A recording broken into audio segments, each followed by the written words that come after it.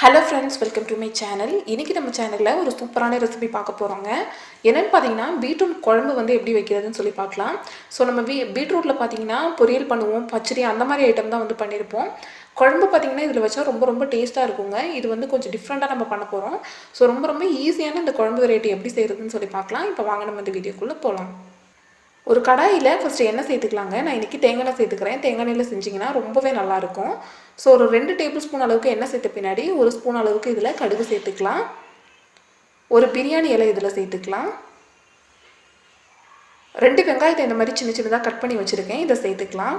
சேர்த்துட்டு வெங்காயத்தை நல்லா வதக்கி விட்டுக்கலாங்க. வெங்காயம் நல்லா வதங்கி வந்த பின்னாடி 1 ஸ்பூன் அளவுக்கு இஞ்சி பூண்டு விழுது சேர்த்துக்கலாம். இஞ்சி பூண்டு விழுதோட பச்சை வாசம் போகிற வரைக்கும் நல்லா இந்த எண்ணெயிலே நல்லா மிக்ஸ் பண்ணி விட்டுக்கலாங்க.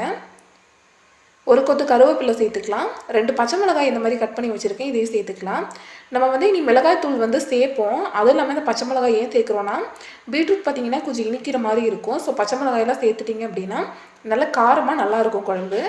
அடுத்து பார்த்திங்கன்னா நான் இதில் ஒரு உருளைக்கிழங்கு இந்த மாதிரி சின்ன சின்னதாக கட் பண்ணி வச்சுருக்கேன். இது வந்து ஒரு பெரிய சைஸ் உருளைக்கிழங்கு. நீங்கள் சின்னதாக இருந்தால் 2 கூட எடுத்துக்கலாம். நான் இன்றைக்கி ஒரு உருளைக்கிழங்கு தான் எடுத்திருக்கேன். கட் பண்ணி வச்ச உருளைக்கிழங்கு அப்படி சேர்த்து நல்லா வந்து எண்ணெயிலே நல்லா மிக்ஸ் பண்ணி விட்டுக்கலாங்க. ஒரு 2 நிமிஷம் எண்ணெயிலே நல்லா வந்து வதக்கி விட்டுக்கோங்க.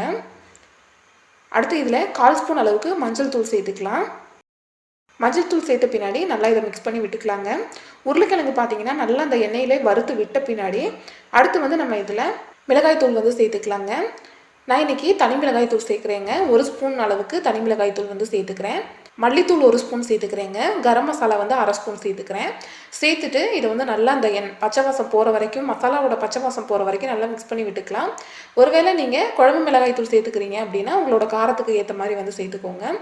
நல்லா இந்த மாதிரி மிளகாய் தூளோட பச்சை வாசம் போன பின்னாடி இதில் வந்து பீட்ரூட் சேர்த்துக்கிறேங்க. நான் இன்றைக்கி ஒரு மீடியம் சைஸ் பீட்ரூட்டை பார்த்திங்கன்னா தோல் சீவிட்டு இந்த சைஸஸில் வந்து கட் பண்ணி வச்சுருக்கேன். பீட்ரூட் சேர்த்த பின்னாடி இதை பார்த்திங்கன்னா நல்லா மிக்ஸ் பண்ணி விட்டுக்கலாம். நல்லா இந்த எண்ணெயிலே பார்த்திங்கன்னா நல்லா வதக்கி எடுத்துக்கோங்க. நல்லா எண்ணெயில் வதக்கி விட்ட பின்னாடி அடுத்து வந்து தண்ணி சேர்த்துக்கலாங்க. இந்த பீட்ரூட் வெந்து வர அளவுக்கு பார்த்திங்கன்னா தண்ணி சேர்த்துக்கோங்க. இது வந்து நல்லா கொதித்து வரட்டும். நல்லா கொதித்து வெந்து வரட்டும். உப்பு சேர்த்து மிக்ஸ் பண்ணி விட்டுட்டு அப்படியே மூடி வச்சுருங்க.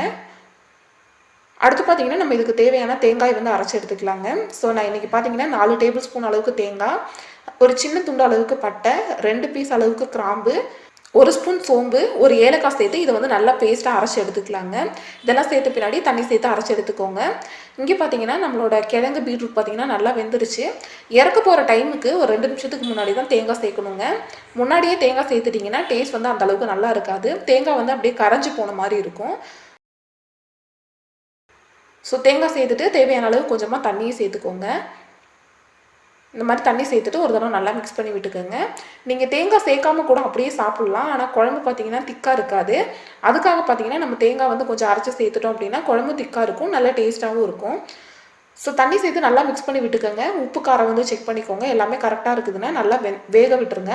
வெந்து இந்த அளவுக்கு வந்த பின்னாடி இதில் கொஞ்சமாக கொத்தமல்லி தழை சேர்த்து மிக்ஸ் பண்ணி விட்டுக்கலாம். உங்களுக்கு கிரேவி எந்த அளவுக்கு வேணுங்கிறத பொறுத்து நீங்கள் பண்ணிக்கலாம். நான் வந்து இன்றைக்கி ரைஸுக்கு தான் பண்ணுறேன், அதனால் கிரேவி இந்த அளவுக்கு இருந்தால் சரியாக இருக்கும். ஸோ இந்த அளவுக்கு வந்த பின்னாடி பார்த்திங்கன்னா அடுப்பு ஆஃப் பண்ணிடலாங்க. அவ்வளோதான், நம்மளோட சூப்பரான ரொம்பவே டிஃப்ரெண்ட்டான பீட்ரூட் குழம்பு பார்த்திங்கன்னா ரெடி ஆயிடுச்சுங்க. டேஸ்ட் வந்து ரொம்ப அருமையாக இருக்கும். ஸோ இந்த வீடியோ உங்கள் எல்லாத்துக்குமே கண்டிப்பாக பிடிச்சிருக்கும்னு நினைக்கிறேன். வீடியோ பிடிச்சிருந்ததுனா லைக் பண்ணுங்கள், ஷேர் பண்ணுங்கள், கமெண்ட் பண்ணுங்கள்.